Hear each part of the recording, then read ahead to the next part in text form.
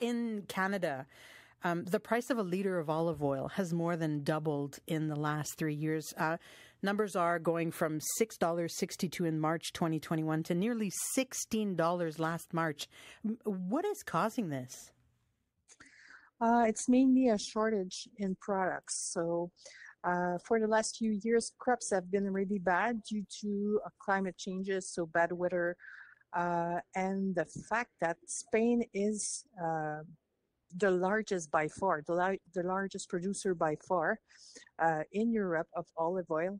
Makes a big difference because they got so many challenges the last 2 years with some drought, and then it was super, super hot. So when that happens, the flower doesn't, the bud doesn't develop, then the olive wouldn't develop. And if there's no water, then the little olive you would find on the trees are just going to dry out. So there's nothing to harvest. So in the last 2 years, Spain's crop was half what it is usually. So it's a very big difference. You've been in the business, Madame Belanger, for more than 40 years now. 30 years as the owner of Maison Orphee. How do you source your oil? We've been having relationships with different families all across the world, mainly in Spain, in Portugal, in Italy as well. And we've decided 20 years ago to look into the southern hemisphere because crops are counter season from what they are in the northern hemisphere. So it gives you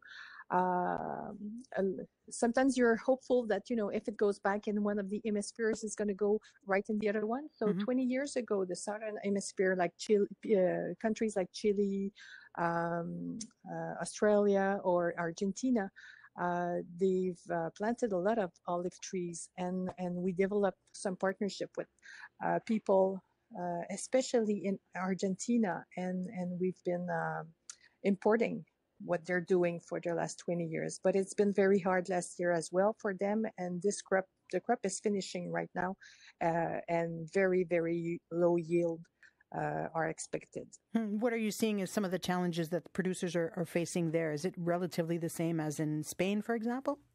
Yeah, it is. It's just the same. And the climate is very different. So over the years, as the olive tree have grown,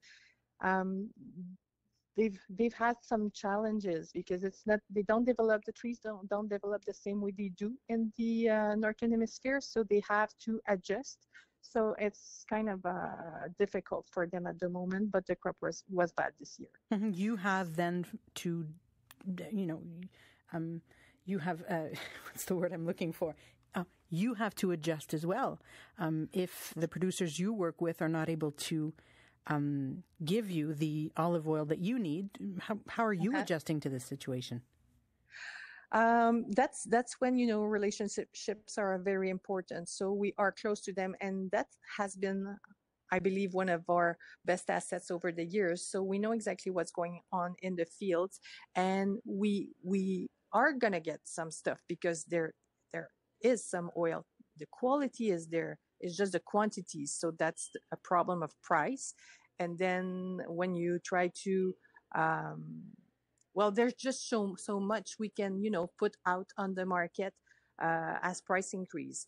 At one moment, it just becomes a luxury product. So what we've decided to do, and it has been like this for 40 years now in the company, is say, olive oil is super important. It's a wonderful oil. The Mediterranean diet is based on olive oil, but still there are other cold pressed oils which are very, very good for your health, very healthy, and good to the taste as well. So that's one of the reasons why last year we decided to make a blend, the perfect oil, which is based on olive oil, but we incorporate other oils. So, you've got a very good product at a sweeter price than just your regular extra virgin olive oil. It's interesting that you mentioned the fact that there are some other oils on the market. It seems as though the olive oil has been taken over the market for so many years, and it has been the prominent oil of choice for many chefs. But if we take a look at what you're mentioning with regards to these local options, what are you referring to exactly? For example, in our factory in Quebec City, we cold press sunflower oil, organic sunflower oil, organic canola oil, organic sesame oil. Coconut oil has been something, that was very, very popular a few years back. Avocado oil is very popular at the moment. Mm-hmm. But I believe that seed oils, which are pressed locally like we do, you get something fresh. You get all of the vitamins, the antioxidants you find in those seeds because they are cold pressed. So it's just as good as the olive. And mostly now the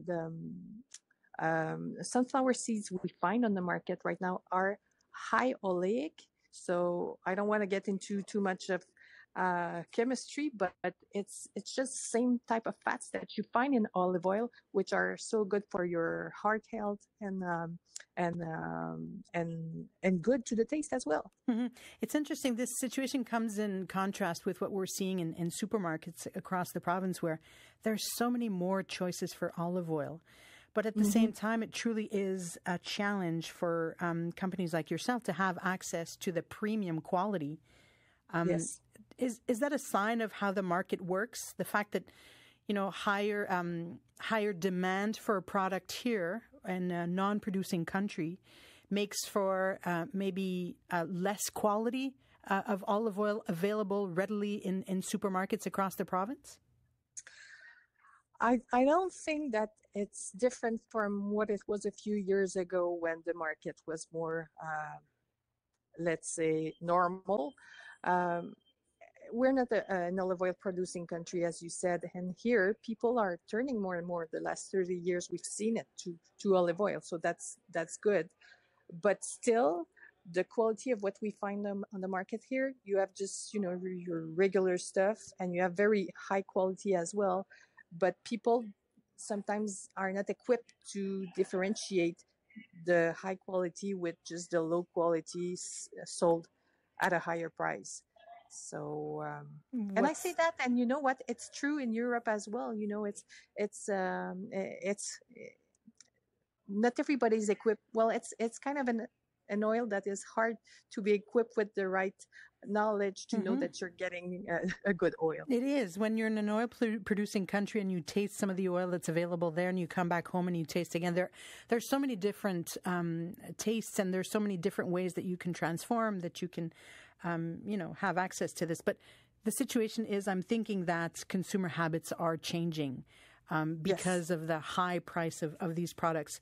You, as an entrepreneur and someone who's been sourcing these olive oil from all over the planet, as you mentioned, now more in the southern hemisphere, are you looking ahead and saying that maybe olive oil will not be as present in your offer to your customers as it has been for the last 40 years?